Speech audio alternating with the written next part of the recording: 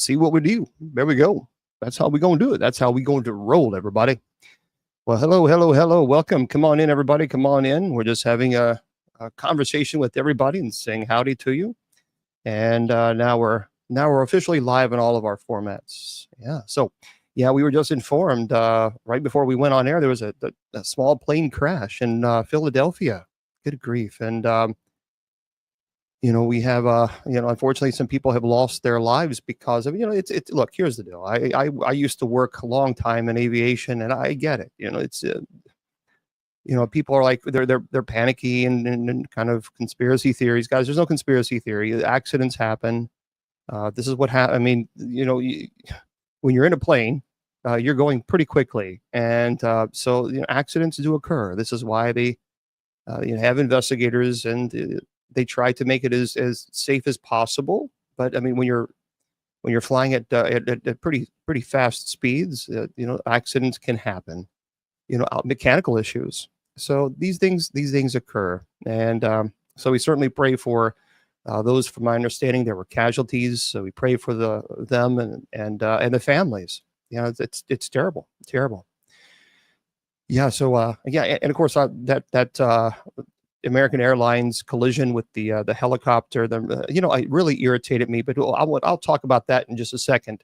But first of all, welcome to the presentation. Thanks, guys, for being here. So happy Friday to you wherever you are in this world. So I'm Bishop James Long, and welcome to the Sacred Division. Now, if you would like to do us a favor, and please visit our sponsor's website. That's KGRAD, D as in dog, B as in bicycle.com. KGRADB.com, and make sure you subscribe there. It's a really great site. I love the site, and it's already inexpensive as it is to subscribe. But please subscribe there, but put Bishop as your promo code, because you're going to get 30% off your subscription. So why not? I mean, that's only makes sense if you save money. Now, if you want to go to my website, simple, BishopJamesLong, LONG.com, BishopJamesLong, LONG.com. And there you go. That's my site. By the way, I do have 4 online classes that you can take, and they're absolutely free. Just giving them away. And all you got to do is just go to BishopJamesLong.com, click on the class link. It's all online. You learn at your own pace. You even get certificates. So I even pay for all that. So, it's just enjoy it. That's education is important. Gotta share the education. So, and of course, if you want to go to the church's website, that's simple too, usocc.org. And we want to remind people that tonight, of course, we have night prayer. And if you want to join us for night prayer, we would love to have you guys. We're going to air it. It won't be on KGRADB radio, but it will air on all of my social media platforms. And by the way, if you ever want to know the schedule of the shows, it's real simple. All you got to do is go to my website, BishopJamesLong.com, scroll all the way down, and I put a show schedule there. So you can see every day what we're doing, where we are, what social media platform we're using. You just click the social media platform, it takes you right there too.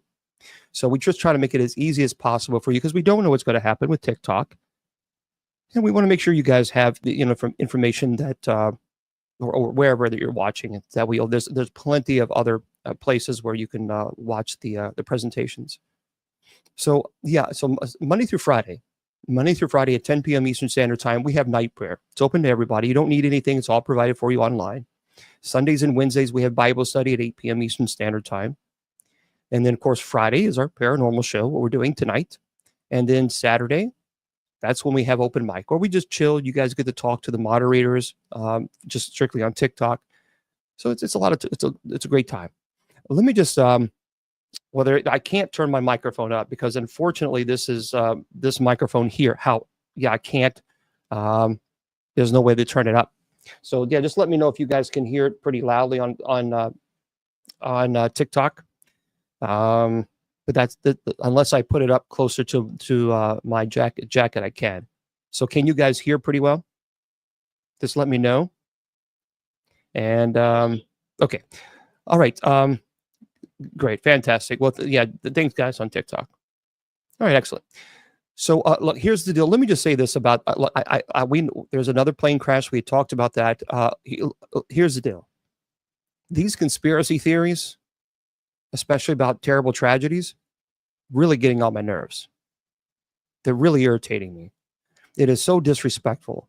I mean, no sooner than the American airline crashed yesterday with a collision with the helicopter, people within 10, 15 minutes ran on social media and spreading these ridiculous conspiracy theories. Look, people lost their lives. This is not a time to create idiotic conspiracy theories because you want clickbait so you can make a buck off of it. That's an abomination. It was a terrible, terrible accident. Human error occurs.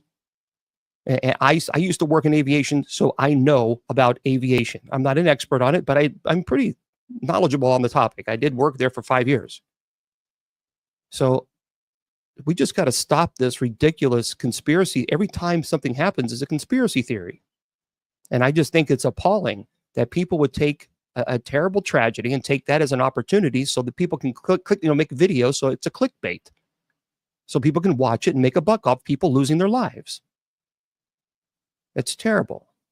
It is terrible. And I'm sure, I guarantee you, I will guarantee you, I'll bet my right arm that people are already on social media right now making ridiculous conspiracy theory videos on this tragedy because a small plane crashed. Planes crash. This is what happens. Accidents happen. Now, thank God it's not as often as a car accident, but it occurs. There's mechanical issues. They occur. The human error occurs. So for those, do me a favor, for those who lost their lives yesterday or Wednesday, and for those who lost their lives Friday, today, for this plane, if you see anybody making videos, conspiracy theories, don't watch it, because if you watch it, you're going to give them, they're going to make money off of this. Protest it. Just scroll on. It's an abomination. It's just disgusting. It's disturbing. I don't understand. I don't understand. But so anyway, please do that. We would appreciate that, and I'm sure the families would too. Today is going to be a very interesting conversation. Now, I will leave TikTok chat on, but I'm already seeing some things, so we have to put sub chat only on. I would prefer not to, because people can't subscribe now. That's because of TikTok.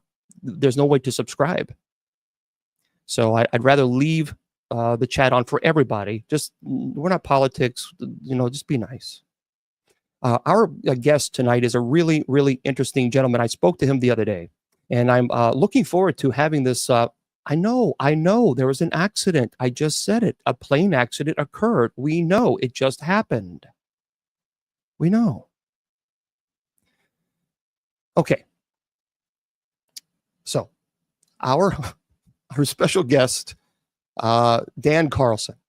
He is a semi-retired meteorologist and the senior pastor at Christian Life Center Church in Belfourche, South Dakota. He's had a lifelong interest in UAPs, unidentified aerial phenomena, that started with 2 sightings he had as a young boy. Now, he started with his broadcasting career with CBS affiliate WCCO in Minneapolis, where he grew up as the youngest major market TV weather presenter in the nation.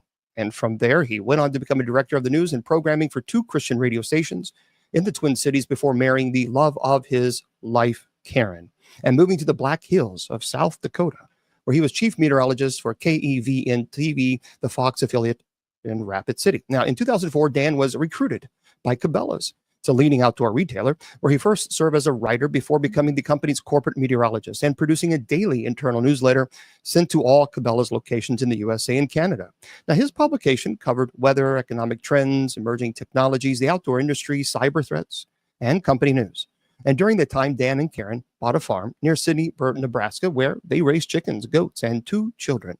Anyway, Dan left Cablea in 2018, worked as a substitute science teacher for kindergartens K-8, became a part-time pastor, and wrote 2 best-selling science fiction thriller novels, Species Unknown and Species Unleashed, which contain content that overlaps with UAP studies, such as interdimensional travel, cryptids, Native American lore, and advanced aerospace technologies. Interesting. And he has since moved back to the Black Hills, renewed his interest in UAPs. And while interested in all aspects of UAP and cryptids, Dan is especially adept at exploring and asking questions about potential moral, philosophical, and religious ramifications of human interactions with UAPs. Now, by the way, in addition to being a pastor, Dan has a side gig as a freelance writer. He's an avid outdoorsman and is fascinated in military history, especially World War II to present. So we really appreciate him taking the time and chatting with us today. And I want to introduce to you Dan Carlson. Well, hello there, Dan Carlson. How are you? Bishop Long, what a pleasure. What a pleasure. You were giving that introduction. I'm like, who is that guy? Oh, yeah. It's wonderful to be with you. You certainly have a resume, no question about that. Of all the careers, as far as the places, what you did, is there one particular career or genre, if you will, that you really, really are, obviously meteorology, but they are passionate about? Let's get there before we get to the UAPs. You know, it's Bishop Long, being yourself in ministry, I think that there is nothing that compares when a lost soul finds salvation in Jesus Christ. That is what is absolutely I'm passionate about, is to help people find that path to God. But as far as the other careers go, the one that people just will not let me escape from is the meteorology. Wherever I go, it's Dan the weatherman around the Black Hills, and people want to know what the weather forecast is going to be. Yeah, and it's interesting how people. We talked the other day about about the weather and especially the climate change, or if you actually believe in this. And it was interesting because you kind of schooled me on the difference between them. So because again, I am a novice when it comes to this. So let me just ask you, before we get into the UAPs and the really interesting, the book itself, the books actually, is there, do you believe in this global warming, or do you think it's or what do you think? I think that it cannot be disputed that the Earth is warming, and that it has warmed in the past. It has cooled down in the past. It has been much warmer than it is now in the past. It has been much colder than it is now in the past. It is just a part of the Earth cycle. The big fight is over what they call anthropogenic climate change, and that is the role that humans have in it. And I think that sometimes it's just so simplified when people say, well, the Earth is warming, but the Earth covers a lot of real estate. And that real estate is divided into regions and into sectors. And it's almost a misnomer to say that, well, you know, this is what's causing this. Well, something might be causing that in one location, whereas another location, it might be totally non-relevant, not relevant at all. And the idea that one person can, you know, by not getting a plastic bag is going to alter the course of the climate is ludicrous. What's interesting, Bishop Long, is several years ago, the American Meteorological Society did a blind survey of its meteorologists. This was back, I think, around the time that Mr. Gore had his book and his speaking tour. Yep. And the question was asked, you know, do you think that humans cause global warming? And as long as they could remain anonymous, the meteorologists who answered that question split pretty much down the middle. It was like 49 to 51.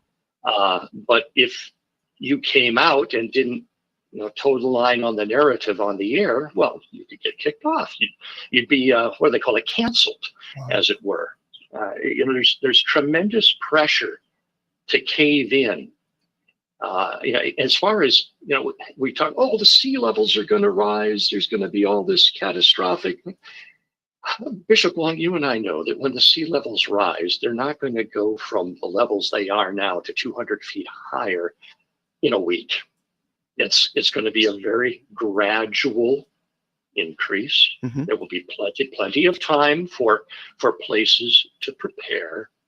And I tell people, of course, I'm an outdoorsman. I care about the environment. I think that God gave us a mandate in Genesis to take care of his creation and be responsible with the resources that he's given to us. Don't be stupid. But at the same time, the Apostle Paul writes in Romans chapter 1, starting in verse 18, about how people will be led astray and begin to worship the created things instead of the creator. And I think that that's what we're seeing now. You have people who think that the earth is a goddess who is to be worshipped. They refer to the planet as a she, and they go off these deep ends and then get into elemental spirits and all of that. Yeah, I tell people I am going to panic over climate change the day that no bank will issue a mortgage for any beachfront property, and no insurance company will insure beachfront property. Well, when I see that happen, and I see people who are at the head of the climate change movement evacuate their homes on the coast, then I'm going to be a little concerned. Then you start worrying. Yeah, it was interesting because I saw a picture the other day, and of course we'll get into the UAPs in just a second. But I tell you what, when I saw this picture, I thought, well, that's kind of unnerving. It was a picture that compared Pensacola, Florida, on January 23rd, 2025, on EarthCam with snow everywhere, and then in Juneau, Alaska, January 23rd, the same day, completely clear. I mean, see, that is so, but that in of itself is truly bizarre. And for those of you who want to, I can't show you guys on TikTok, but let me share this with everybody here that's looking. And so bear with me for a second. I'll see if I can show everybody what I'm talking about. It's odd, at least to me, because that doesn't make sense, but I guess from your perspective it might. But there it is. For those on Facebook, YouTube, Twitter, Twitch, Instagram, I can't show you guys, but it is, you clearly see snow everywhere. Pensacola, Florida, right. January 23rd, the same day Juneau, Alaska has no snow. It's green, it's lush. Mm-hmm. Well, we have to keep in mind, what is the climate of Juneau? People think, well, Juneau, Alaska, Arctic. Well, Juneau's an island. It's there right in the ocean. And being an island, the water is what moderates the temperatures at Juneau. So it's not uncommon for there not to be any snow in Juneau. And also, we can look at the upper level wind pattern and see right now that there's basically a ridge over the Gulf of Alaska, which is a milder air. And then it goes up into the Yukon and curves down into the southeastern U.S. And that is just the railroad for the Arctic air masses to slide out of the Yukon territory down over the Great Lakes. And that one got a little bit farther and I guess got record snowfall in Florida, the most that they've ever had. I think somewhere in the Panhandle of 10 inches of snow. Wow. But it's one of those things that is a weather event, but climate is not dictated by a weather event. Climate is dictated by weather over a prolonged period of time. And that was an anomaly. Now, if we start to see glaciers form in Michigan, and we start to have 6 or 7 snowstorms a year in Alabama, then we might want to start worrying. For those of you who are just tuning in, so we're speaking to our new friend, Dan Carlson, and he wrote 2 very best-selling books called Species Unknown and Species Unleashed, which, by the way, we will be talking to him about this. And of course, we know this is Paranormal Fridays, and they love our Paranormal Fridays because this is all about paranormal night. And so, of course, several people are saying, talk about the UAPs. All right, let's get into this. So first of all, your book, Species Unknown, I would encourage you guys, first of all, where do you suggest they go to purchase the 2 books that you have? They are right now available only on Amazon.com. Okay. And I think they're both under $10. And I do that because I'm not out to make money. I just want people to enjoy a good story. Excellent. And they are very good books. So guys, pick them up. So Dan Carlson, that is, of course, who we're speaking to, and Carlson. And so let's talk about, first of all, the first book, Species Unknown. known. Now, chapter 1, this is a very interesting course. We're talking about, it's all about the sighting. And in part, you talk about your unwillingly encountering a mysterious aerial phenomenon in the Black Hills, which is pretty fascinating. And you describe the encounter and its immediate impact on your life and career. So, and of course, it sets the stage for some other interesting, I guess, witnesses and experience. So let's talk about the sighting. What did you see in chapter 1? Can you tell everybody? So, A Species Unknown is set in the Black Hills of South Dakota. For those of you who didn't know that South Dakota had a mountain range, the Black Hills is a mountain range located on the western South Dakota border and eastern Wyoming border. It is the highest mountain range between the Rockies and Europe. So it gets up there about 7,000 feet. It is densely forested in areas. And what I have here is I tapped into some Native American lore and some of the creatures that the Native Americans, we live in an area where the Sioux are the dominant Indian tribe, and in their lore, they have these stories about these creatures. And so I said, people come to me and say, I can't decide if it's a horror novel or a sci-fi novel or a thriller novel. It's got all that in there, but it sets the stage so that you start to think, oh, this is just another Bigfoot thing. But then you realize, no, this is not Bigfoot. Right. This is something even more frightening lurking in the forest. And then I bring together 3 characters from widely diverse backgrounds: a Native American who's a recovering alcoholic, who does work with youth, but has a very unfortunate past. I bring in the world's foremost man on predator behavior, Dr. Jake Sanders. And I bring in a gal who is an up-and-coming sheriff's deputy in eastern Wyoming. And events bring these 3 people together.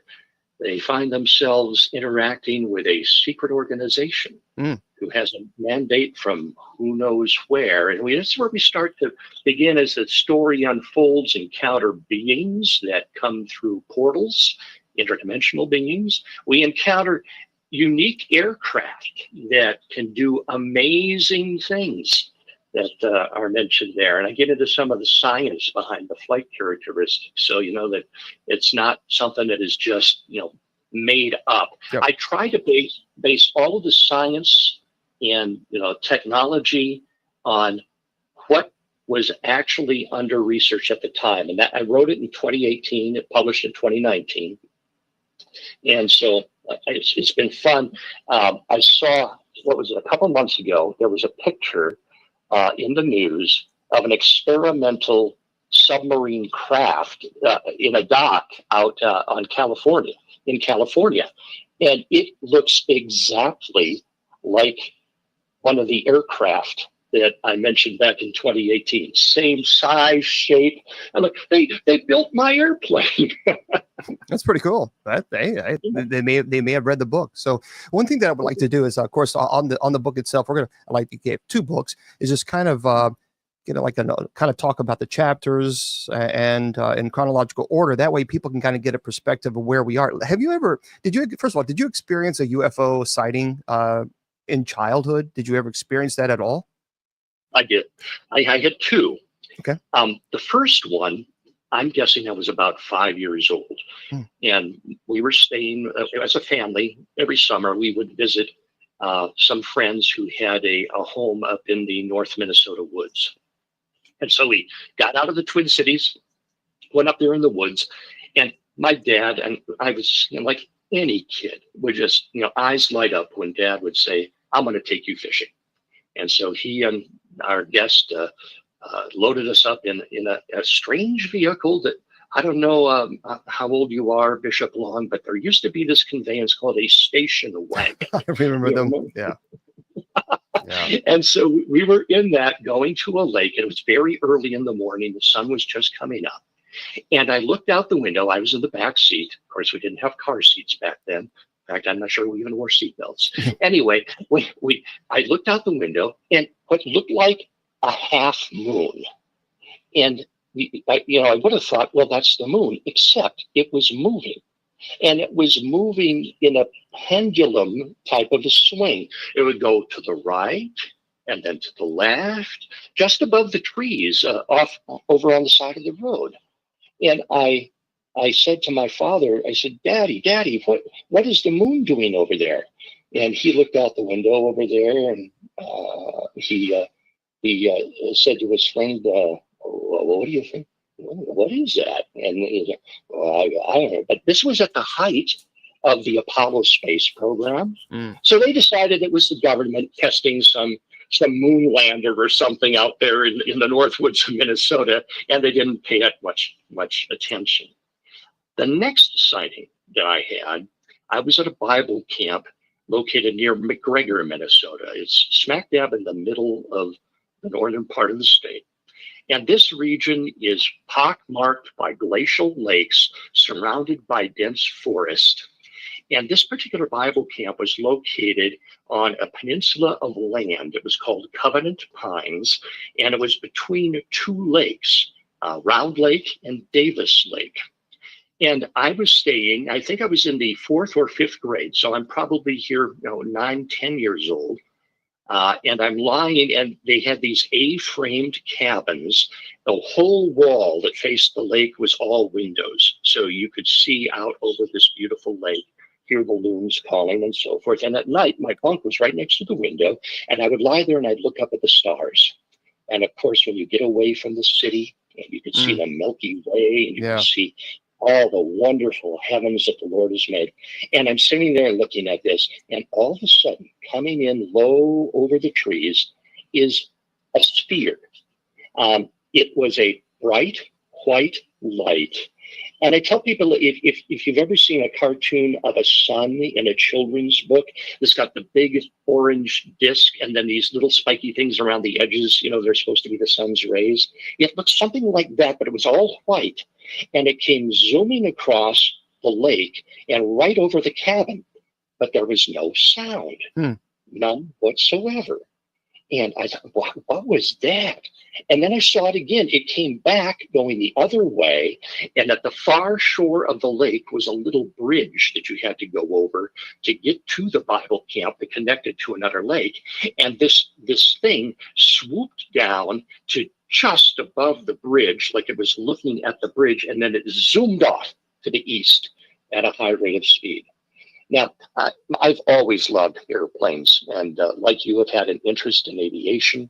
I used to be a private pilot, and I knew that could not have been an airplane for a number of reasons. Number one, it was too low, would have been a violation of the rules. Number two, zero sound, and just this silent, fast movement.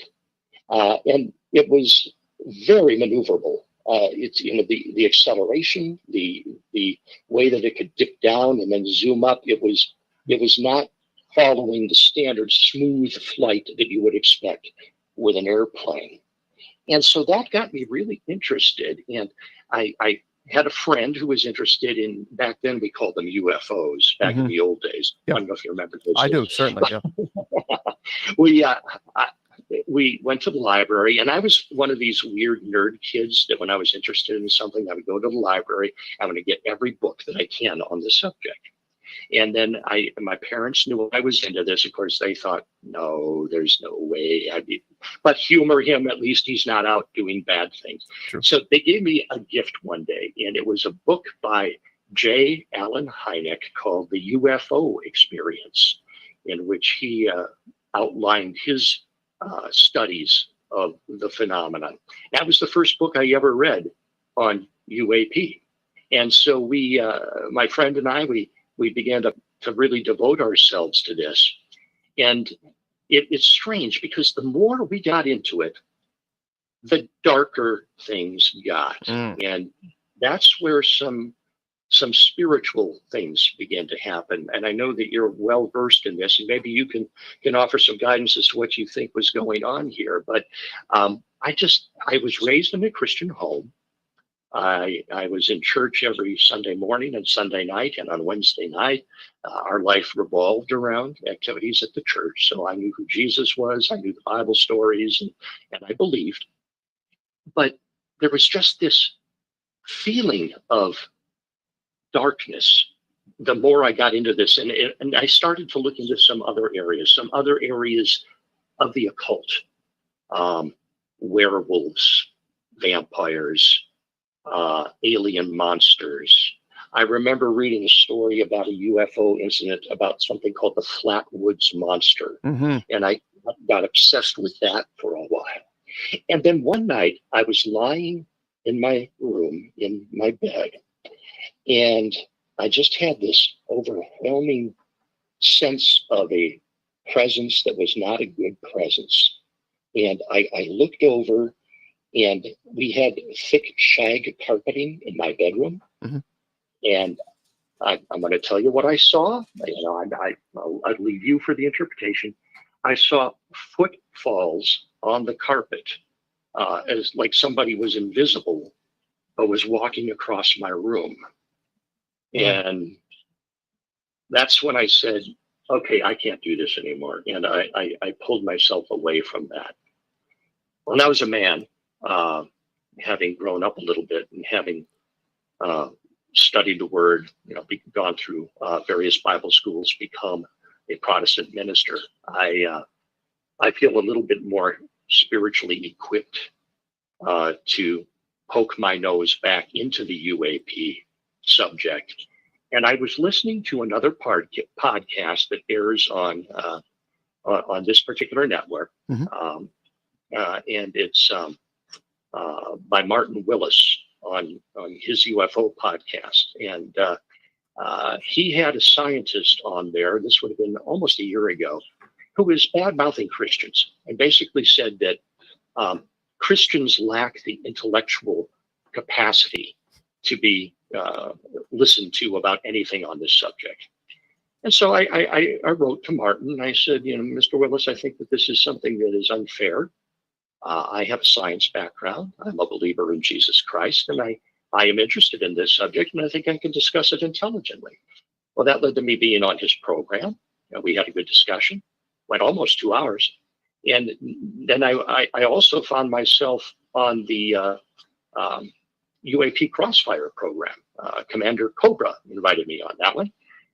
And now I'm a co-host on the UAP Crossfire. So that's kind of my journey through the UAP experience. And I'm particularly interested in the spiritual and religious ramifications of the subject of UAP.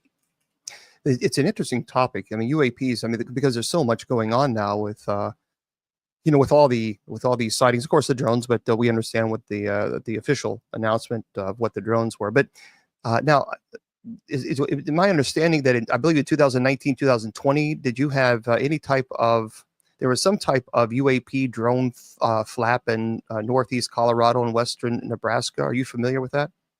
Absolutely. Tell us about that, because I believe you investigated that. Is that correct? Yeah.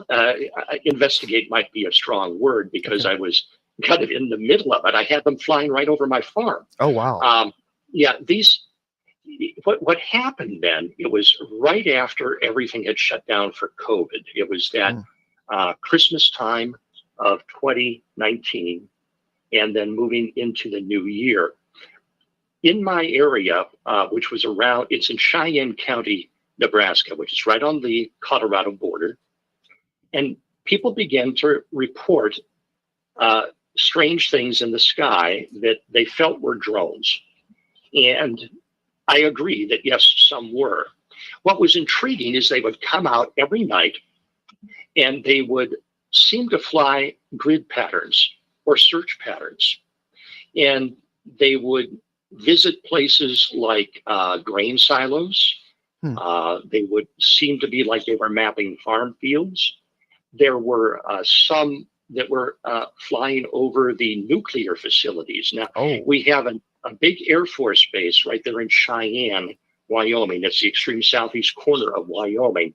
And that air base controls a vast number of intercontinental ballistic missiles that are stationed throughout western Nebraska and northern Colorado and in that area. In fact, my farm, 400 yards from my front door, was a Minuteman missile silo. Wow. I could look out my window every day and see it there. And when you live in close proximity to these things, you know that they have sophisticated sensors that immediately alert security personnel to something going on within that enclosure. And for a friend of mine shot a pheasant, and it happened to fall inside the enclosure. And within minutes, we had armored Humvees with grenade launchers and machine guns on it. It's like, oh no, wow, it's just a bird.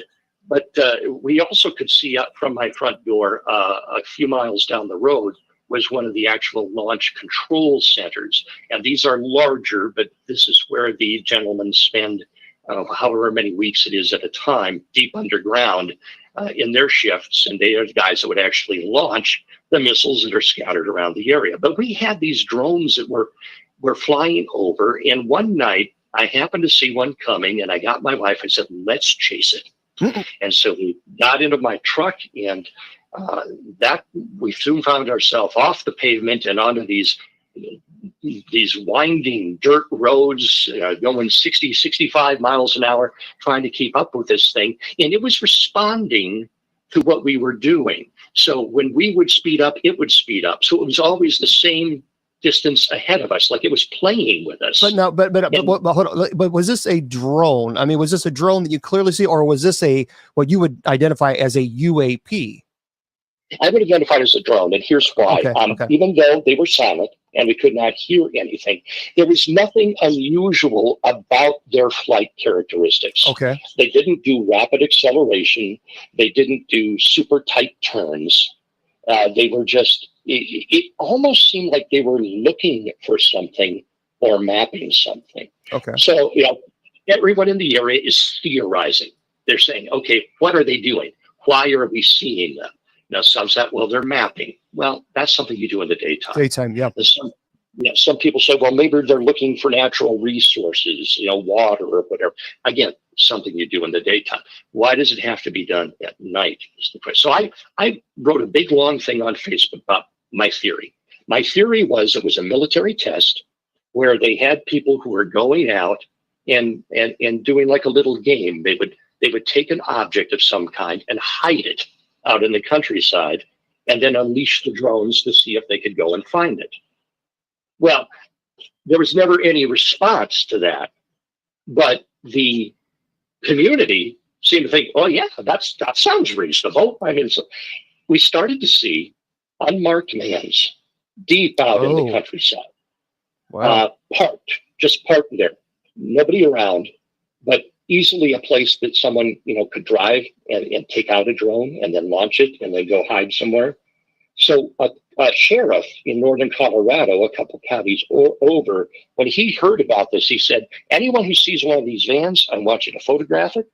I want you to send me the photos. If there's anyone there, I want you to video them. I want to know what they're doing. Of course, they didn't have license plates. So there's no way they're just unmarked vans. Well, the next morning, that same sheriff was on the media, visibly shaken, saying, what I told you to do yesterday, don't do. What? Stay away from these things. So that sounds like military then. So someone must have told him, knock it off. Yeah, that's what I theorized. Wow. So I think that was definitely man-made, but it was almost an identical situation to what we just saw in New Jersey. Speaking of which, hold on 1 second. Let me jump in here real quick. Folks, for those of you just joining us, we're speaking to our friend Dan Carlson, who is the author of 2 books that you definitely need to pick up, Species Unknown. And of course, his second book is Species Unleashed. And you can purchase those at Amazon. Now, you kind of pivoted a little bit to the New Jersey. I want to present this to you and see what you think and kind of get your opinion on this. This is from TK Randall. And it writes, the White House provides new information on New Jersey drones phenomenon. So new details have emerged this week, courtesy Donald Trump's new press secretary, Caroline Leavitt. So late last year, the appearance of dozens of mysterious drones over air bases in New Jersey sparked a global phenomenon that wound up making headline news across the world. Nobody seemed to be able to explain what the drones were, including at that time the government. We don't know what they are. Well, that's really great news. Anyway, on top of that, efforts to intercept the objects routinely ended in inexplicable failure. Now, though, during the first press briefing of Donald Trump administration, press secretary Caroline provided some new information. Says, quote, "I do have news directly from the president of the United States that it was just shared with me in the Oval Office from President Trump directly. An update on the New Jersey drones." She says, after research and study, the drones that were flying over New Jersey in large numbers were authorized to be flown by the FAA for research and various other reasons. Many of these drones were also hobbyists, recreational, and private individuals that enjoy flying drones. Okay, see, here's the problem that I have with this, Dan, and I would love to know your perspective. What irritated even a lot of people, including myself, is that the United States government had the audacity, even the Pentagon. The Pentagon did a briefing on these drones because I watched it, and well, we really don't know what they are right now. What do you mean? You're the Pentagon. How can you not know what these things are? And everybody acted like, from the top, the highest military official, on down to everybody acted like, oh, we just really don't know what these things are. And that was certainly not giving no one peace of mind, including those people who live in the region. So I have two questions. Why on earth do you think the top Pentagon officials, military officials, acted like they had no idea what these things were when, come on.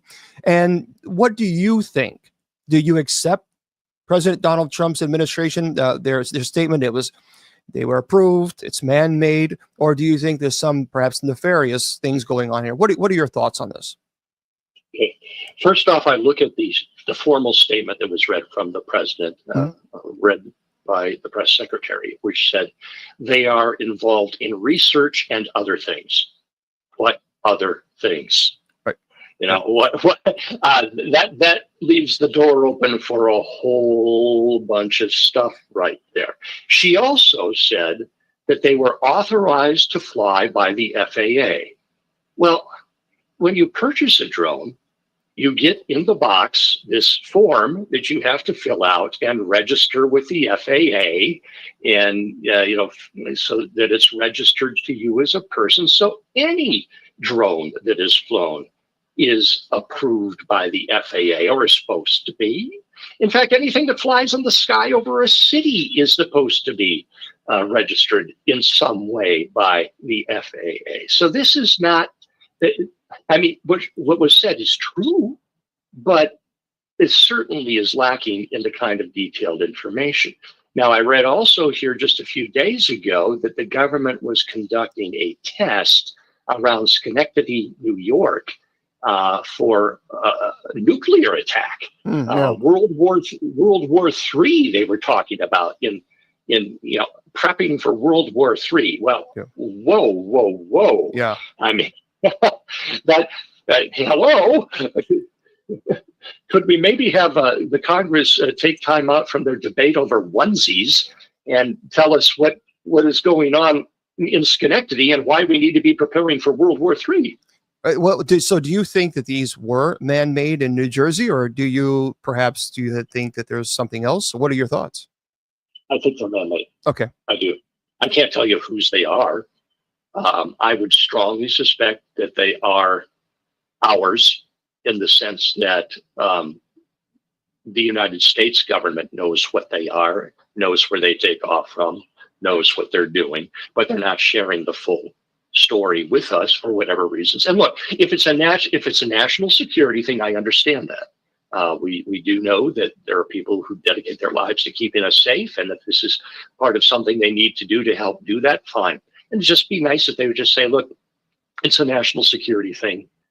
Nothing to be worried about right now. We're just preparing, or it's training, or just something like that. And everybody would go, oh, okay, now we get it. Right. But instead, now we got these people who say, well, they're starting to deliver a lot of stuff from fast food to Amazon or whatever by drone in the Northeast, and so, come on, we're not that naive. What puzzles me is the way that these drones responded to stimuli in the sense of where Yeah. people would shine like a laser or something at it, and then it would go dark or it would scoot away. And supposedly some helicopters, a police helicopter or something, tried to intercept one, and it took evasive action. That's interesting. That's really interesting. But again, that tells me probably something government involved. Well, let me ask you, what theories have you personally explored regarding UAPs, or for those, I'm in my 50s, so people, Generation X and a little older, UFOs. UAP just sounds so strange. UFOs, something. So what theories have you personally explored regarding what these UAPs, UFOs, based on your investigations? Well, I think that first of all, we need to tell ourselves that more than one thing can be true at the same time. And I think that there is more than one thing going on here. Certainly, some things that are reported as UAP are aircraft or natural phenomena that are just there. It's part of life. It's let's call it a misidentification. Okay. Certainly some. I guess again, I'm saying some, not all. I believe are experimental military aircraft that, we know that there are places out in the Western deserts where they test these things, and I'm glad they are, trying to keep us on the cutting edge of national defense. So good for them. Then we get into some of the others. The idea of interplanetary or intergalactic travelers traveling great distances through space to come here. That is one that I struggle with. Simply when you look at the fine tuning of Earth and all of the things that God put in place to make this planet one that would support human life. Everything from the size, shape, and orbit of the moon, the positioning of the sun, the positioning of planets in our solar system at just the right place to deflect most of the destructive asteroids away from Earth. You have the uniqueness of water, which is a universal solvent, and we drink it and need it for life. Sure. You look at the tremendous compositions of the atmosphere, the gases that are there, the human body, how it's so miraculously put together in the what I call irreducible complexity. It's not my term, but I think it's certainly justified that some of these things in our own bodies and in nature are such that they could not have evolved because they have to. You can't do that. For example, sonar. So we have echolocation in, say, dolphins. How does that evolve? One day do dolphins without echolocation say, hey, Bob, we need to have sonar so that we can catch fish better. Why don't we build something in our head to make that? And then how do they get down to that level? The bombardier beetle, for instance, fascinating creature, found on 6 of the 7 continents. And it repels predators because it has 2 chambers in its abdomen that contain, in and of themselves, harmless fluid. But when those fluids mix, they create a substance that is 99.9 degrees Celsius, just below boiling, and they scald the frogs or the birds that try to eat them. So how does something like that evolve where we lost another 6 of our team today because they blew themselves up trying to get the mixture right, and then pass that down to create. So in terms of interplanetary travel and life on other planets, I don't think that the galaxy is like Star Trek, where you're running into English-speaking humanoids every week that have a new adventure in store for you.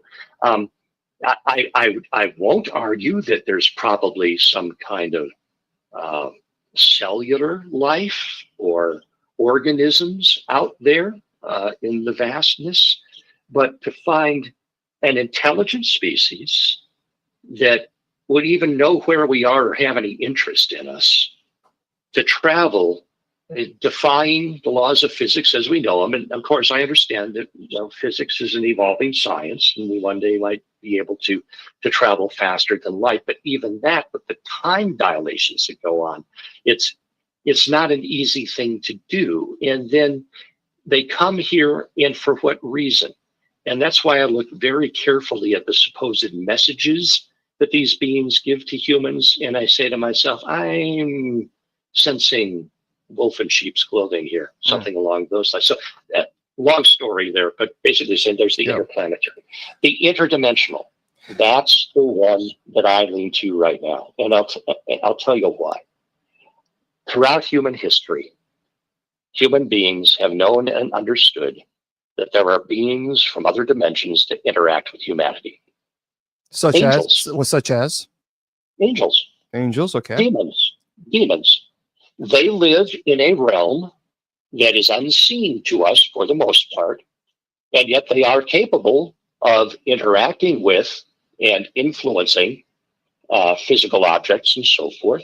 The Bible says they walk among us, that we could be showing hospitality to someone, kindness to someone, unaware that they are an angel, and that we're ministering to them even as they minister to us. So you have this idea that some people have that an announcement of beings, higher beings from another realm is going to somehow destroy religion. No, I actually think it's going to affirm it. I think it's going to tell us that, well, maybe these cave drawings we have of these marvelous beings are these things that you can only see from the sky, the pyramids and all of that. Maybe these people were rated a little more advanced than we give them credit for. Well, let me ask you this. Can you share an example? And for those of you just joining us, we're interviewing Dan Carlson. We having an interesting conversation, of course, and Species Unknown. That's one of the books that he is the author of. And of course, the other book is Species Unleashed.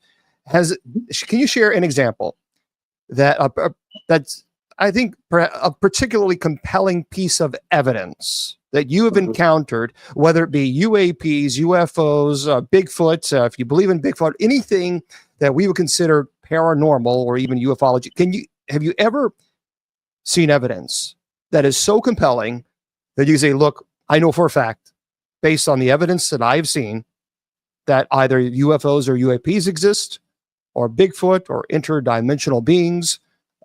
Can you share any type of evidence that you've seen or captured, or et cetera? Well, as I mentioned, being an experiencer in the sense that I have seen objects in the skies that I cannot explain. That's a fact. People see things in the sky they can't explain. So are UAP real? Absolutely. I mean, these are unidentified anomalous phenomena.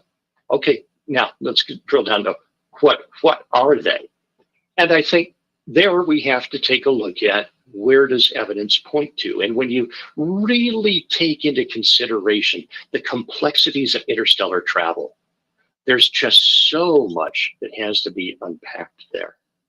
And then to have them crashing, you'd think that, well, maybe they would have done some research as to our atmosphere or something before they got here to have them just fall out of the sky. Then we start to look at the interactions that these beings have with people and the messages that they give to people. And some of them are absolutely terrifying encounters, where you have beings entering bedrooms or homes at night and taking people out and doing unspeakable things to them, and saying, don't be frightened, don't be frightened. Well, of course you're going to be frightened if they're doing this stuff. Do you accept the possibility of grays, for example, existing, or do you outright reject it? No, I think that people are having legitimate experiences. Okay. I do not discount the experiences that people say. I do, however, feel that they are demonic. Okay. I think that these are manifestations of fallen angels. Because, and Bishop Long, I'm sorry, I'm not up on the theology of demonology and so forth, but I tell my congregation, Satan doesn't really care what you believe, as long as you don't believe in Jesus. And if he can get you to believe in something other than Jesus, he wins. But why abduct? But okay, but there have been abductions where people were abducted and even taken into a spacecraft, an aircraft, a UFO. So why? I mean, if people are saying that they're being abducted and, you know, put on horrible experimentation, scientific, whatever it might be, why would a demon have the need to fly around in a UFO or a spacecraft? Well, I think that we know that demons themselves can take various forms, and angels can take various forms as well. I find it interesting when we go back into the far history before the flood, and Scripture itself, the Bible that we have, doesn't give us a whole lot of detail, but there are some other writings like the Book of Enoch that talks about the fall of these angels and how they are the ones who came and taught humanity things like how apothecary, pharmaceutical stuff, how to work metal, how to make things. And this knowledge was imparted to them by these beings who were fallen angels. Well, why would an angel know how to do that? No, where did the angel get his skill in metallurgy? And so this is really a fascinating line of conversation, because then you get into, you know, things that we can't be certain of. We can only speculate to.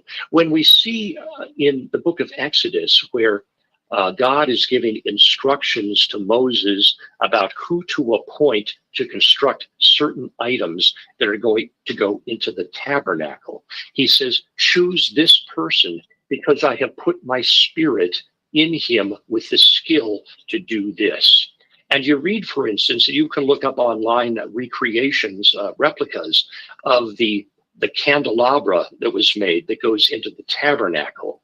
And then you read in Scripture where it says it is to be formed from a single piece of gold. That somebody could work and create something like that from one piece of gold. I'm not sure that there are craftsmen today that could do that. And this is where the word inspiration comes in. If you look at the etymology of the word inspiration, it means to be infused with the Spirit. And in the Middle Ages, it meant when somebody was inspired that the Spirit of God was on them that gave them the ability to do this. Today we just say, well, that's inspired, meaning that there's something extraordinary that this person has in terms of a gift or an ability that nobody else seems to have, or to that degree. And so we call them inspired without really understanding the source of that word and where it comes from. But I do believe that the spiritual interacts with the physical.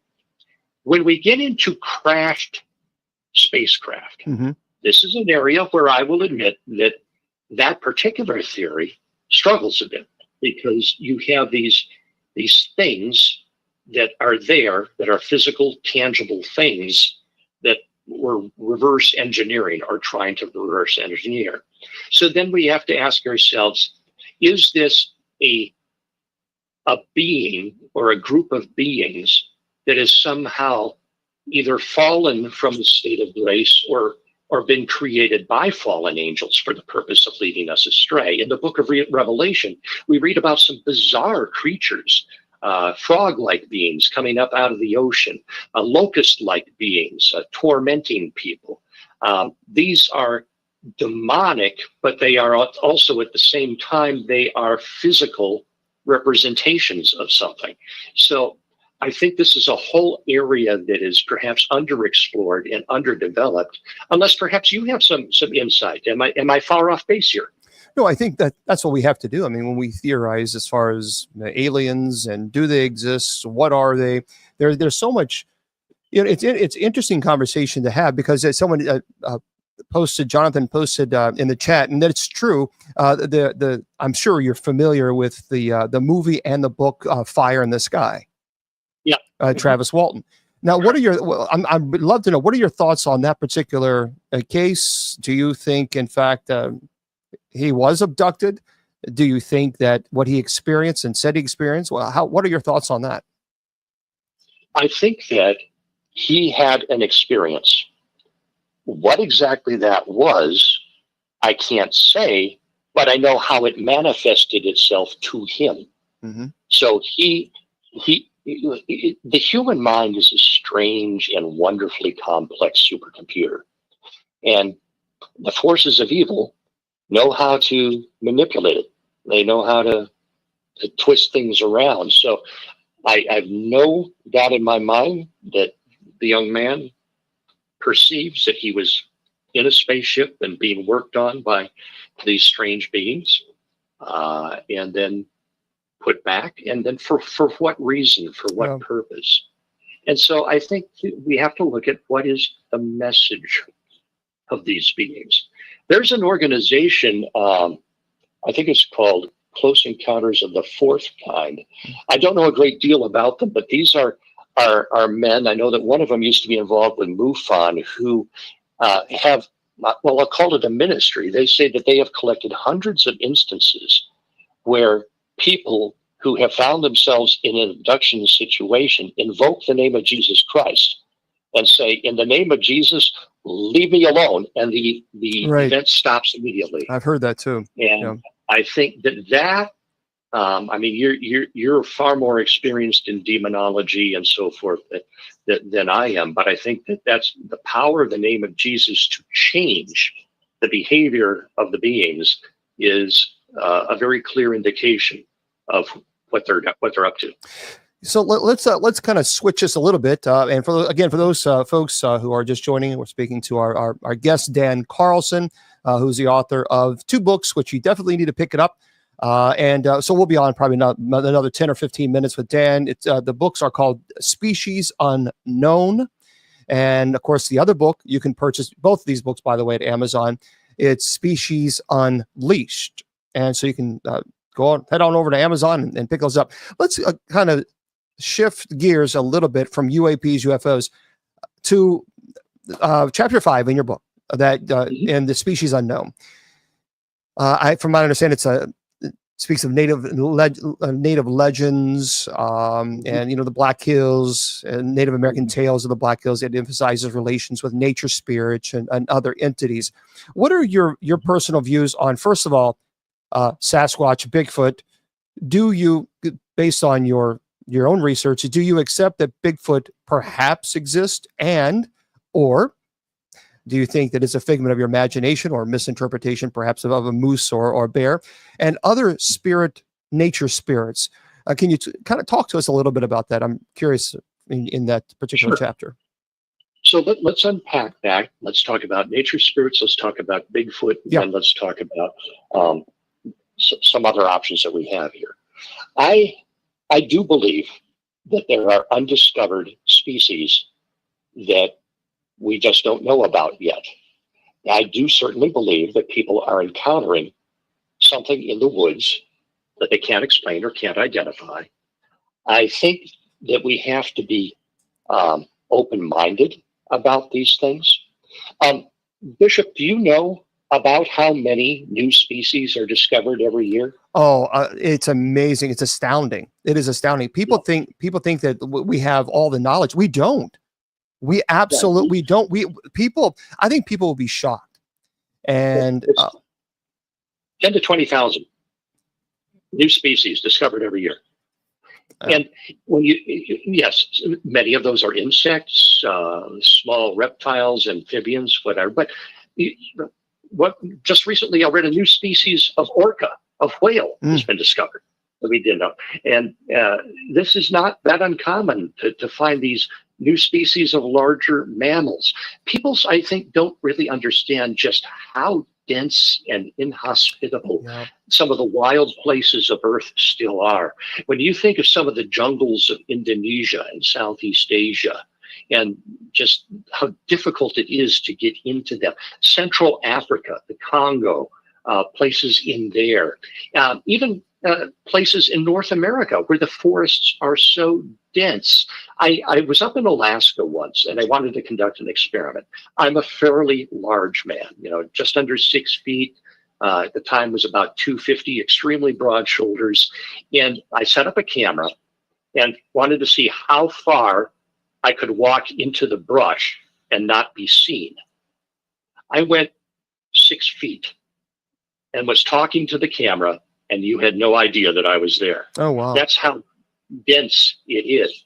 I once read a report by an individual who was looking into the whole Sasquatch thing. And he said that there were places in the Pacific Northwest where you could hide a small herd of elephants and nobody would know that they were there. It's just that dense and that inhospitable. Well, people say, well, how come we never find a body? Right.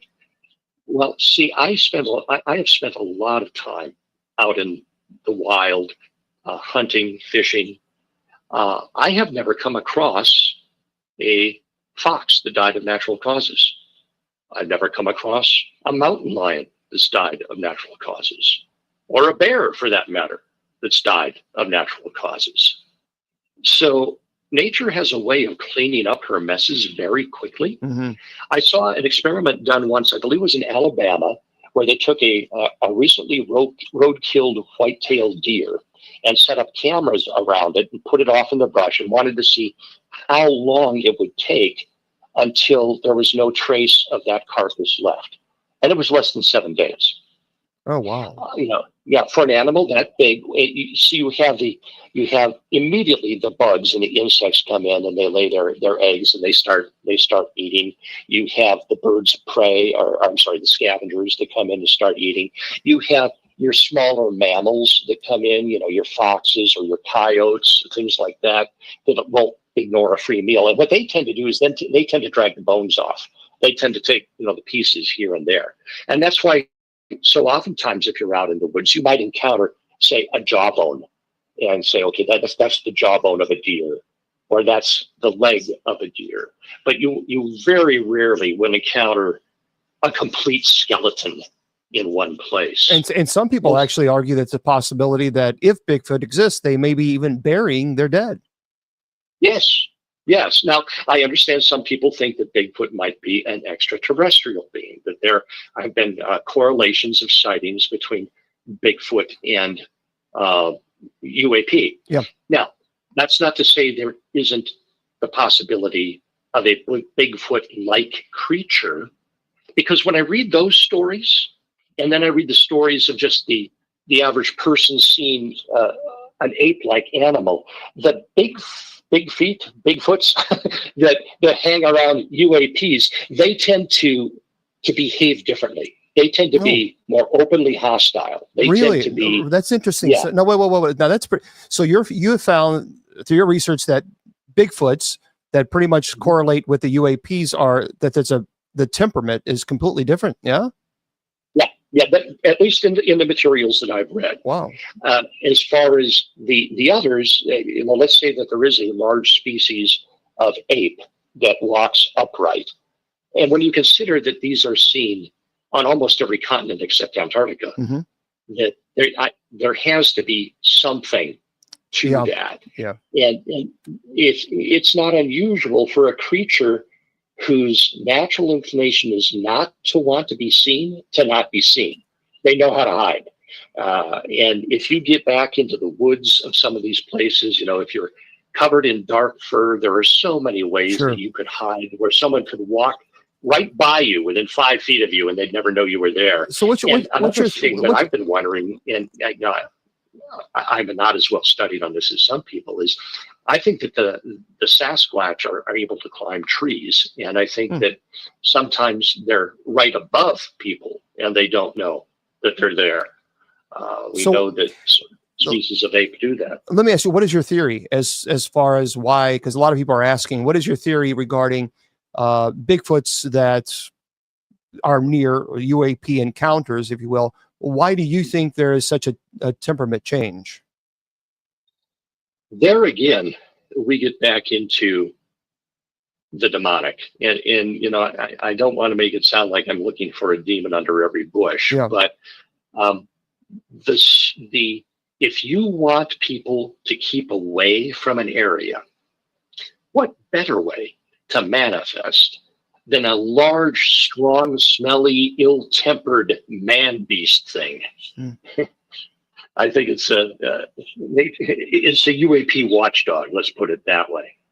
That is so interesting. That's because most of the time, from what I read, of course, I don't know many about UAPs and Bigfoot as far as the correlation there, but it seems like Bigfoot just kind of at least most people have told me from their encounters, it just wants to be left alone.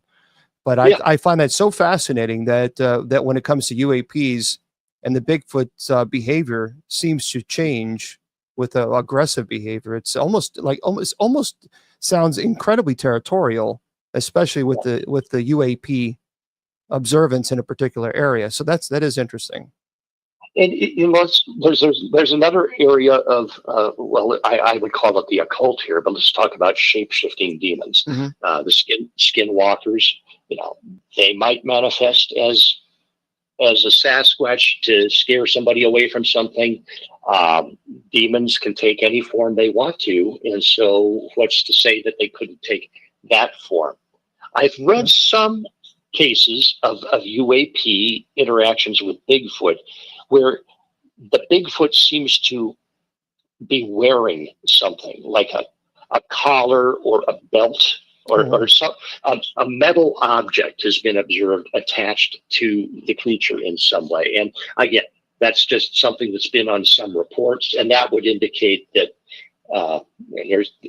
is it a shock collar? What is it there? Is it an insulin pump? I don't know. It's just something that it has on it with the more ill-tempered ones. And maybe that's just to make them mean so they'll keep people out of an area. I don't know. Now, another thing you mentioned, Bishop, is the forest spirits. We really do a disservice to people of old by saying, well, they just weren't smart enough to realize they were superstitious. They're people just like you and me. They know what they know based on what they've seen and heard. And for us to simply take all of these legends and discard them as fancy, I think we do ourselves and them a disservice. I think that they had the intelligence they had. And if they say that they're seeing, say, little forest people who are mischievous and who do something, I got no idea what they're seeing, but I'm not immediately going to say they're crazy or it's made up. I think that as Christians, sometimes we do that to just simply say, that's nothing. And they had to be on peyote or something. I'm like, just wait a minute. If you've ever been alone in the dark, in the deep woods at night, you hear things, you see things. I've had mountain lions stalk me, and you're out there, and it's just you in the middle of nowhere, and then God has given us this natural ability to sense, and you get that sense that you're being watched, and the hair in the back of your neck stands up, and you don't know what's watching you until you take a good look around. And in my case, it was here's a puma, maybe 50 yards away, who's giving me a good look.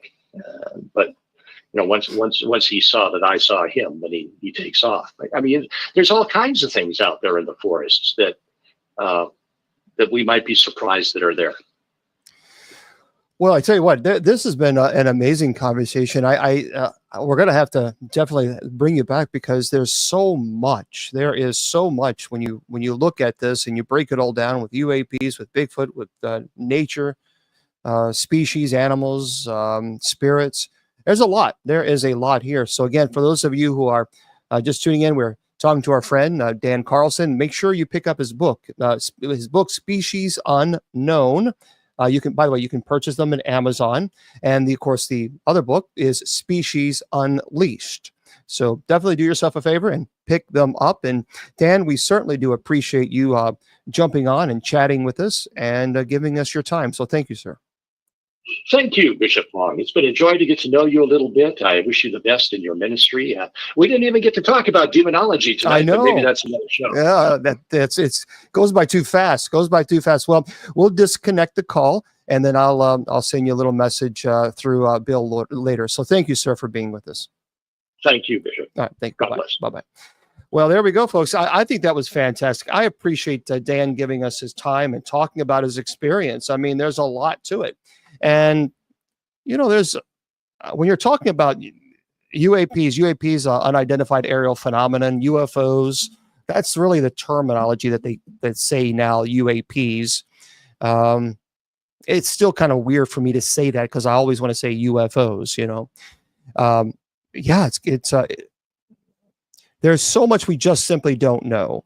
And there's a gentleman that I am working on getting him into the show, and he lives as a vampire, and so we'll have to chat with him too. So but Dan, of course, is not a vampire. I mean, his experience in research and writing books and meteorology, pretty fascinating, very, very insightful. So we absolutely appreciate that. And Mr. Producer was able to connect us with him. So, by the way, if you guys ever have someone that you think would be an interesting guest, we would, send me a message there, and on go to bishopjameslong.com, scroll down to the middle, and you'll see where it says social media links. It's best to send me a message on the book to the face, if you know what I mean, because I can't actually say the name anymore, because if you do on TikTok, you get shadow banned, like I've been shadow banned lately.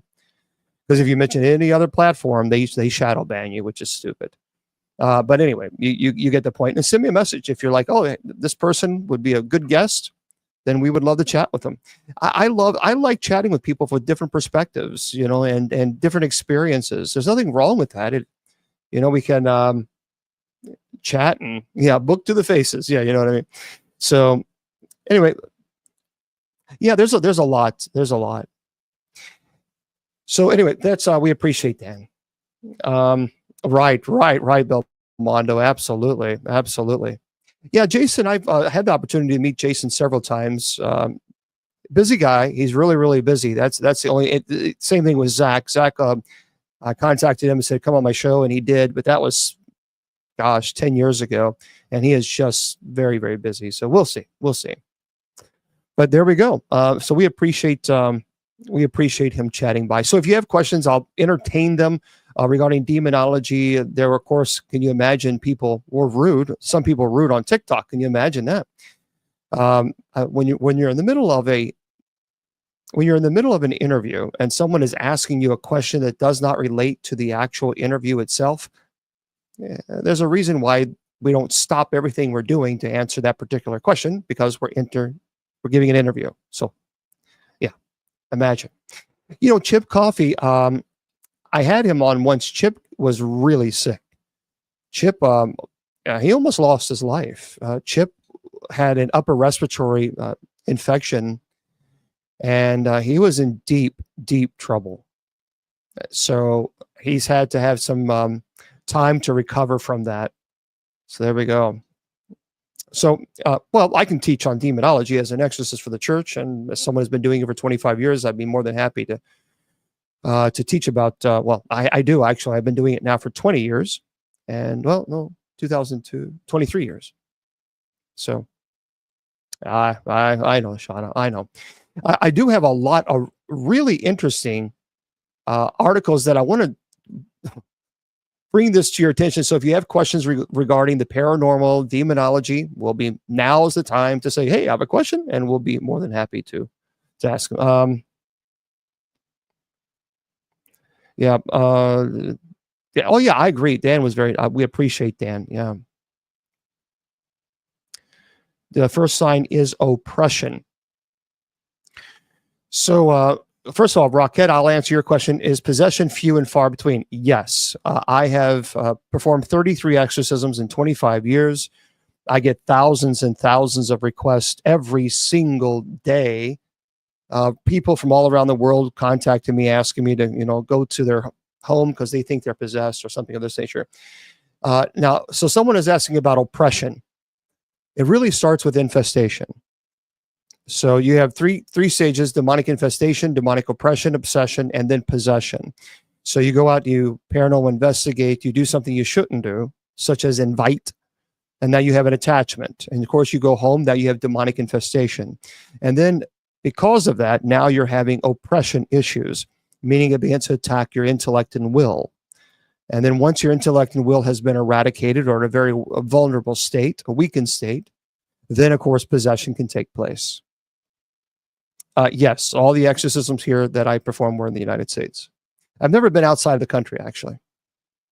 But listen to this. For those of you who like Adele, I don't even know what song she sings. I have no idea. I wouldn't even know. I don't think I wouldn't even know one of her songs. But Adele, it can, yeah, Caitlin, that would be what's called, when you're dealing with, are you talking about demonic?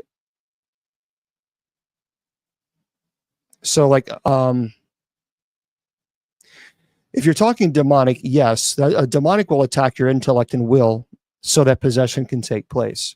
But listen to this. If you guys are interested, let me just read this real quick. But like TK Randall, Adele's former home is, quote, unsellable because she said it was haunted. Well, sometimes even star power is not enough to sell a house that has a paranormal reputation. So guys, I'm actually reading an article, so I won't be able to answer a question. So Lock House, a sprawling grade 2 listed mansion nestled in the West Sussex countryside, would seem to be an ideal purchase for anyone with deep enough pockets. But it was the words of one of its former inhabitants, the singer Adele, that may have doomed it to being redeveloped due to the difficulties the current owner has experienced trying to find a buyer. Now, for some time now, the world-famous singer-songwriter has hinted that the property is haunted. And during an interview with CBS in 2012, she stated that it was quite scary. It has also ended up featured on lists of celebrity haunted homes. Now, this might seem harmless enough, but now the building has become practically unsellable because nobody seems to want to buy a house that is rumored to be haunted. So, quote, the plan is now to convert the building into 3 separate houses and a cottage. Well, good grief. I mean, you have a house big enough that you're going to separate into 3. See, this is what I'm saying. You have a house that is big enough that you can separate it and create 3 separate houses and a cottage. Do you really need a house that big? Anyway, Adele purchased the property saying it was haunted, and the applicant has actively tried to selling the property for 14 years, despite the property being consistently marketed by top agents. No offers have been. Well, I wonder how much she's asking. Perhaps maybe no one's buying it because she's asking for an ungodly amount of money for it. When you have a house that you can actually separate it into 3 houses, people are probably thinking, well, maybe it's too big of a house. Just saying. I mean, really, good grief. Okay. Yeah, it's kind of crazy, isn't it? No. Look, Bobby Mackey's was an interesting location, but there are other locations that are far more frightening than Bobby Mackey's. Far more frightening. But I mean, Bobby Mackey's was legitimate. I mean, there were some crazy things that were occurring, but no. Okay. Those things. Yes. Yep. Millennial Mom of 3 is asking, have you ever seen where possessed person knows things that others they couldn't know? Yes. Now, when a person is possessed, there are 2 terms that is often associated with demonic possession, and the terms are retrocognition and prognostication.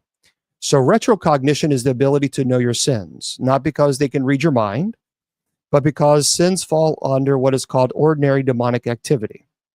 And so therefore, that is why they know your sins, because when you sin, the devil tempts you to do so, or demons tempt you to do so, you fall into it. That's why they're aware of it. That's why we have a sacrament of reconciliation prior to performing an exorcism. So it takes away that ability for retrocognition.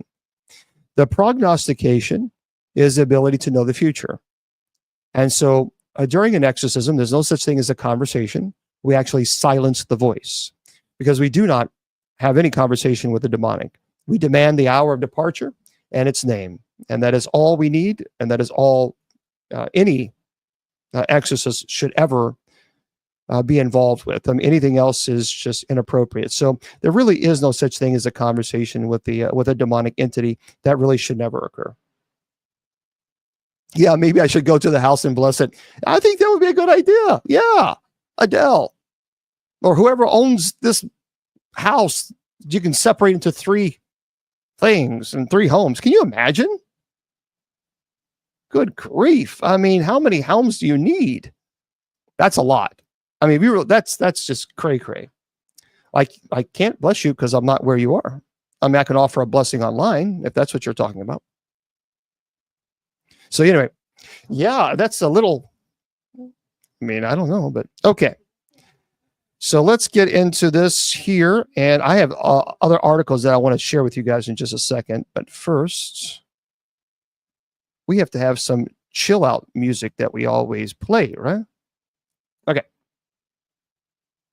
No, no, there are other clergy besides priests that there are Pentecostal preachers and things of this nature, but we got to be careful because sometimes, you know, they perform rituals that they really shouldn't be performing.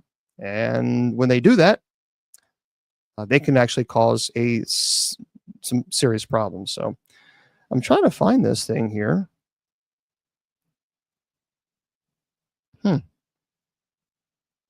Interesting. Yeah. It's being stupid. Okay. Anyway. A streak of bad luck. Well, I don't really give a whole lot of, you know, people talk a lot about bad luck, and they seem to want to, you know, use this as a reason for, you know, bad things happening. Bad things happen, and I'm just never. I don't really get a whole lot into the whole bad luck then, because then you use this perhaps as a crutch sometimes when bad things happen. It's always bad luck, bad luck, bad luck, and I kind of avoid that. So yeah, you're okay if your house is blessed. Yeah. Thank you for inviting people about the darkness that can affect. And if yeah, that's right, Kendra. Yeah, it's pretty. I have a headache, but I'm doing good. I'm doing all right. Okay. So if you have any questions, feel free to jump in, and I'll try to answer them as much as I possibly can, and go from there. Listen to this. I saw that this was interesting. I don't know about this one, but I think this is going to kind of shock you a little bit. When I read this, I thought, is this true? This is by Joe Ferretra, I believe. Ferretra? Hold on. Just listen. NASA astronauts said that they were harassed by 120-foot aliens with wings who peek into space shuttles.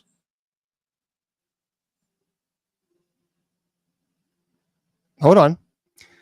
A self-proclaimed UFO expert, Chris Bledsoe, has spoken out about the moment that, quote, angelic beings were looking into the space shuttle and smiling at NASA astronauts.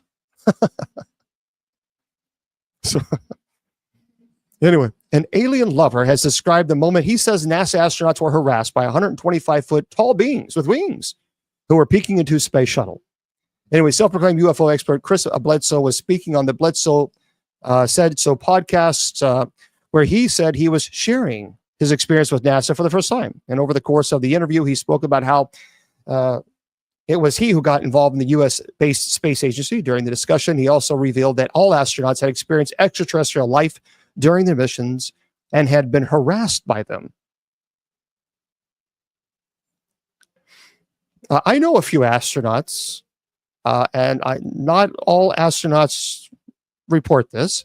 Anyway, he claimed that he was drafted into the, quote, independent government organization to help them understand what the aliens wanted with them.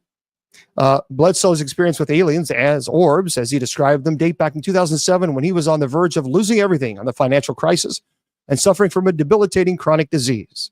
Bledsoe says he had a moment that changed him forever. Anyway, what he says is just simply is not true. It's just simply not true. Not all astronauts have reported seeing 125. Actually, I don't know any astronaut who has reported seeing 125-foot creatures who looked in the space shuttle and smiled. I'm sorry, guys. No.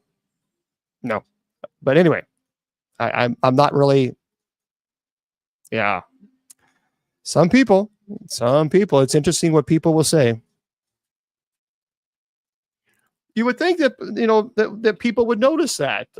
Yeah, perhaps a lack of oxygen, right?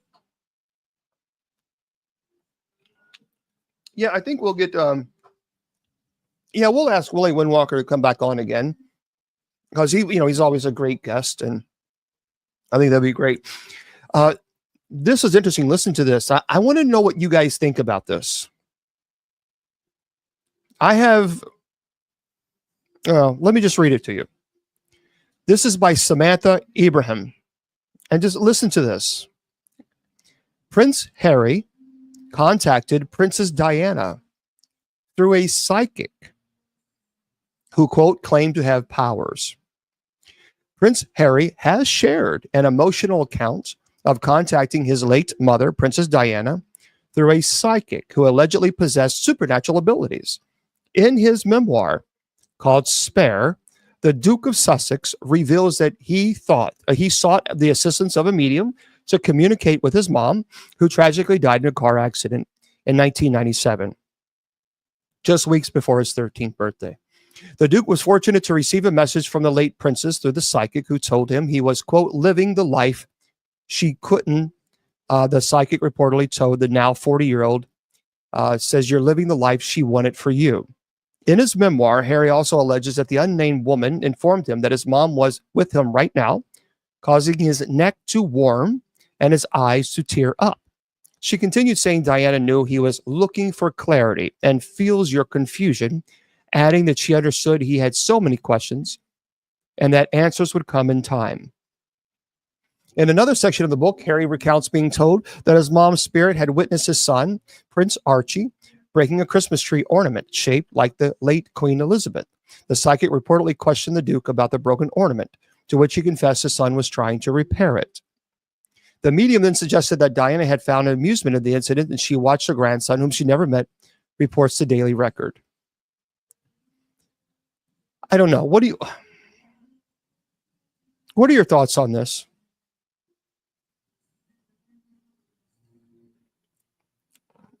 What intervention do you need? This is I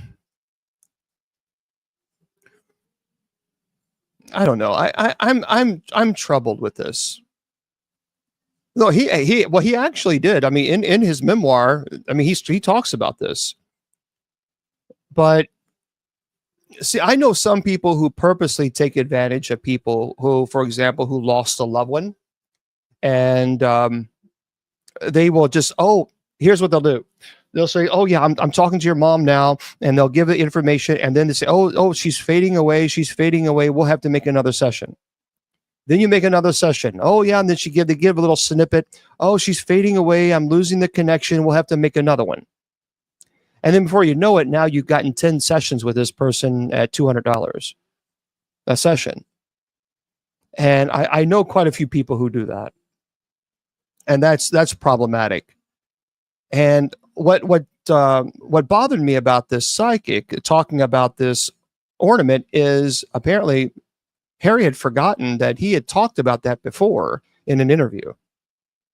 And so I don't know. I'm just I believe there are people that are gifted, but this doesn't make me feel comfortable when people do that, especially when it comes to a loss of a loved one, because you could so easily take advantage of people, and that's not cool.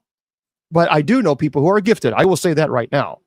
But that I know a lot of people who do take advantage. This is very strange. Have you seen this on the world news? TK Randall writes this. He says, mysterious help signs are spotted in Los Angeles on Google Earth.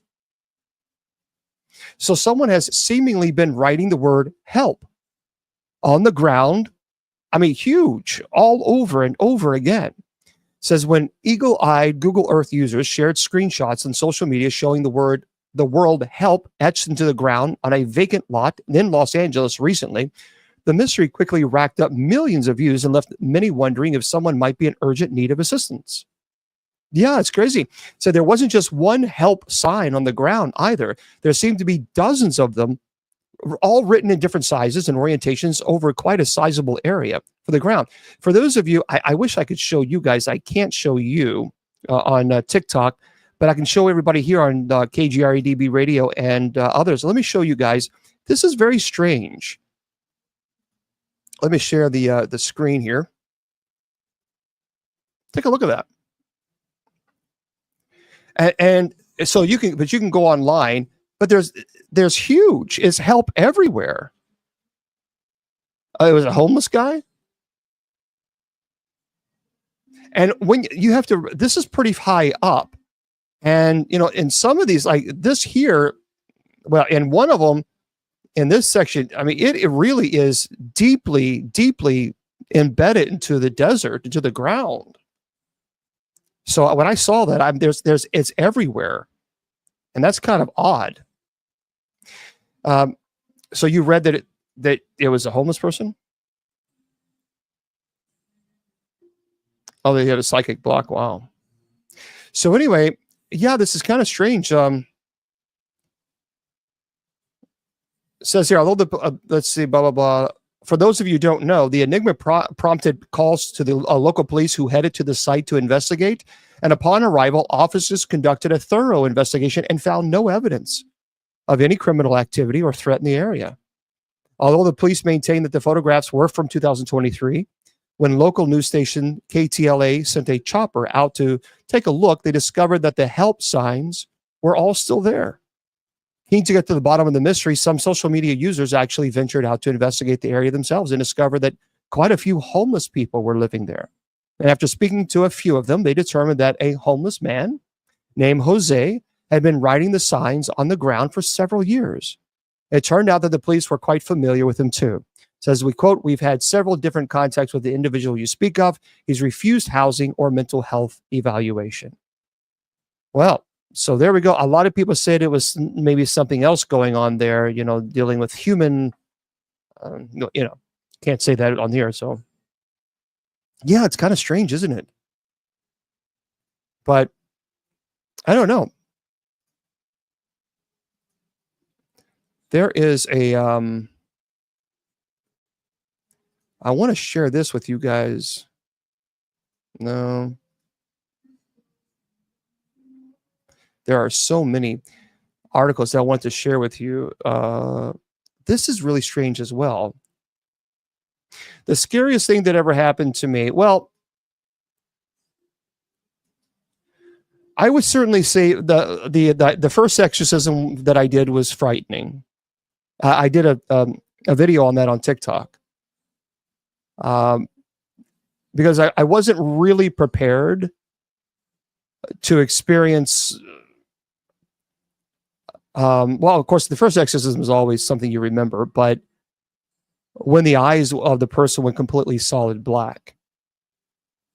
And I had always read about it. I'd always read about that could happen.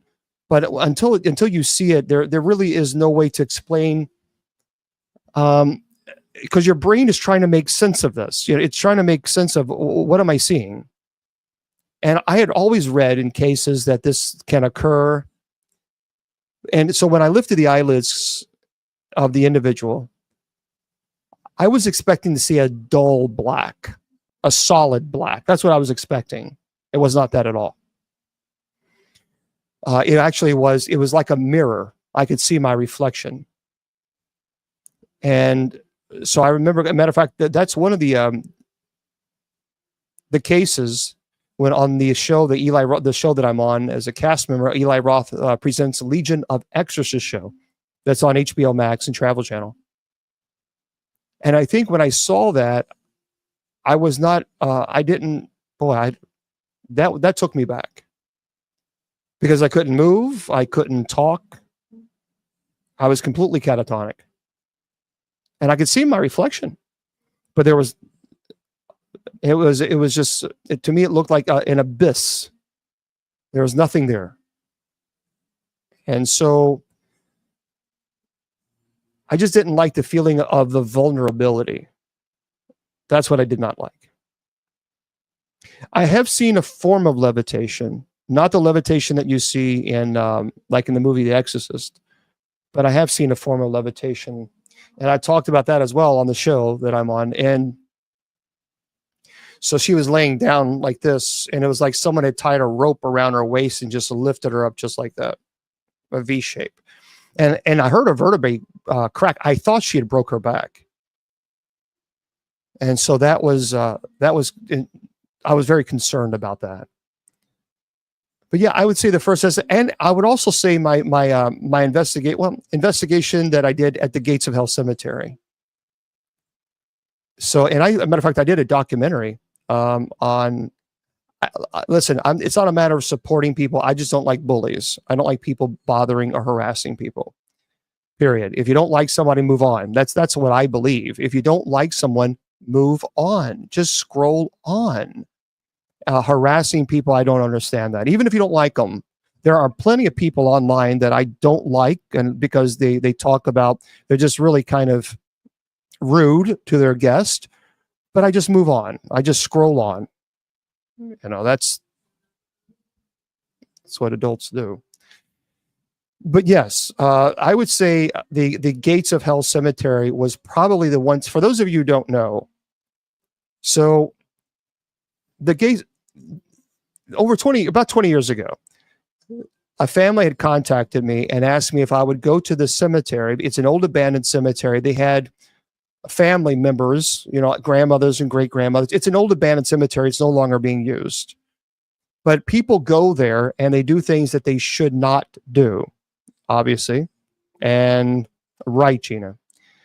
And so they asked me if I would go and bless the ground. So I said, sure. Because they said there was a lot of satanic rituals that were performed there. So when we went there, here's what happened. Hang tight with the questions because I'm telling the story.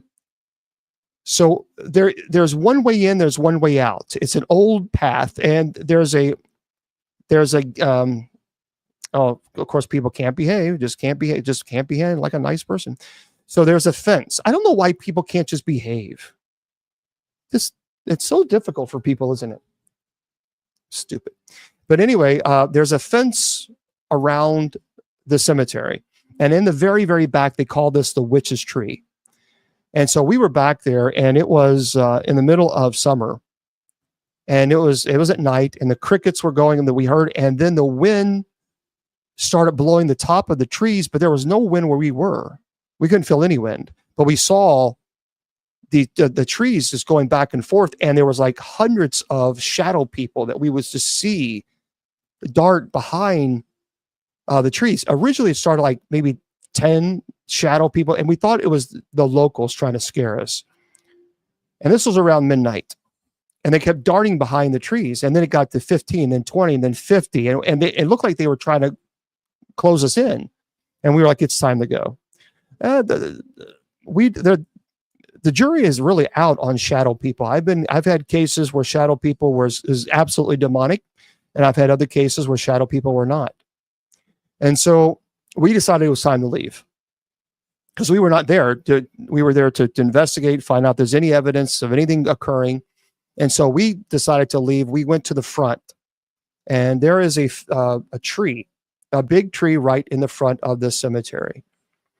And our backs were towards the cemetery, and one of the investigators had his flashlight shining on the tree, and we heard the flashlight rattling because this was the old days, like, you know, had batteries, you know, the batteries inside the flashlight. And we heard the rattling, and we turned and we looked and he was shaking. And his eyes were huge. He was terrified. And we all turned around and we saw this tree. I don't know what it is. I've said it before. I don't know what it is. I can't define it. Every one of us saw this massive, it looked like a 10-foot creature. And it had and the moon, it was a full moon shining right behind, so we could clearly see it.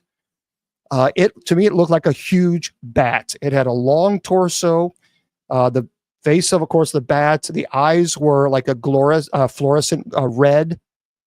The wings were spread out. I mean, it went from tree to tree to the whole entire tree, and it was looking right at us. It didn't utter no sound. He was shining the light right on the sucker. We saw that. We saw this thing. So I mean, the flashlight was right there. And to this day, we don't know. I don't know what it was, but we knew that it didn't make any noise. But we knew that if we had went an inch closer, then we were going to be in trouble. And so all of us said, it's time to leave now. So we slowly backed away. We got in our car and we left. To this day, I don't know what I don't know what that was. And then when I finally got home, I guess it was like 1 o'clock in the morning. At that time, I had a little dog named Kylie, and No, this was one of those things. This was a different experience than a demonic. I know the experience of a demonic. I know what it feels like to be in the presence of a demon. This was something different. I don't identify this as a demon. There's something. I don't know. I don't know. I can't define it. I don't know what it was. But when I got home with Kylie, she was an older dog, and I took her out in the front, and there's bushes across the street there and a large open field. And as she was doing her business, this was around 1 o'clock in the morning, that same night, I heard a growl. I'll never forget it. It was the deepest growl I have ever heard in my life. It was like someone had put a bass speaker on the back. I've said this a million times, on my back, and turned the bass up. I could feel the growl in the chambers of my chest. And it was, and Kylie just froze. And the growl was so deep. If you've ever heard of a lion, much deeper than a lion. I mean, it was deep. And I grabbed Kylie, I said, no, we're going in. So yeah, I don't know. I don't know what that thing was. And in Russian folklore, we call it cemetery guard. Well, yeah, I mean, so we went on online radio. Online radio was in its infancy days. And I remember we went on the next day after investigation, and I said, this place is like the gates of hell. And that's how it got its name. In Kentucky, in the Gates of Hell Cemetery. Oh, it was over 20 years, actually, 23 years maybe. Because no one even knew that place even existed back 23 years ago in the paranormal community. It's an old abandoned cemetery. Yeah, well, see, I tell you what, that thing, I don't know what it was. You know what, demons, possession, you understand these are parlor tricks. Kentucky. But this thing, I don't know what it was. I don't know. It's an E-town.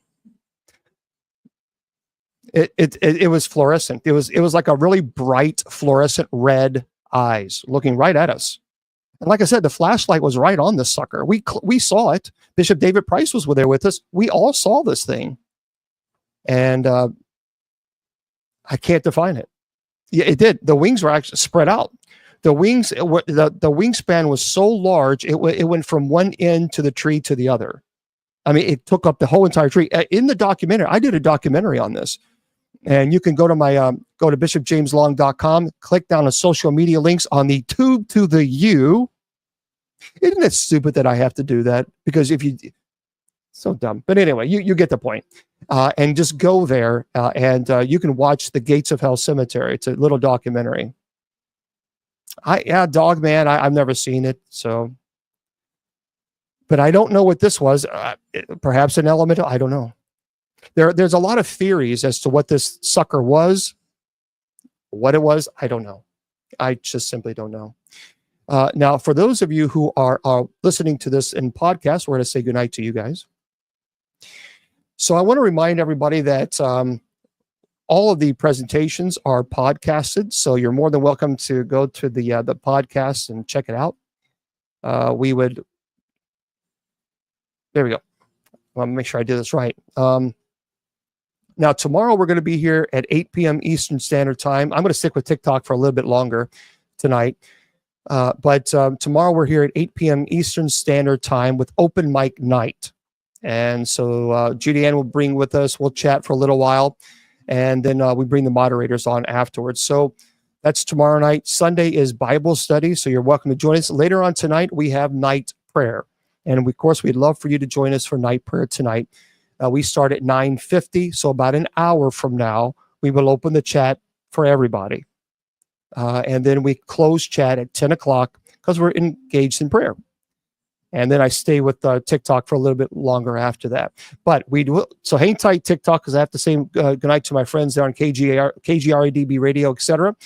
Remember, my friends, I always tell you your value does not decrease based on someone's inability or refusal to see your worth. You're priceless, and don't let any trope tell you otherwise. So KGRADB Radio and the rest of you fine social media friends, good night.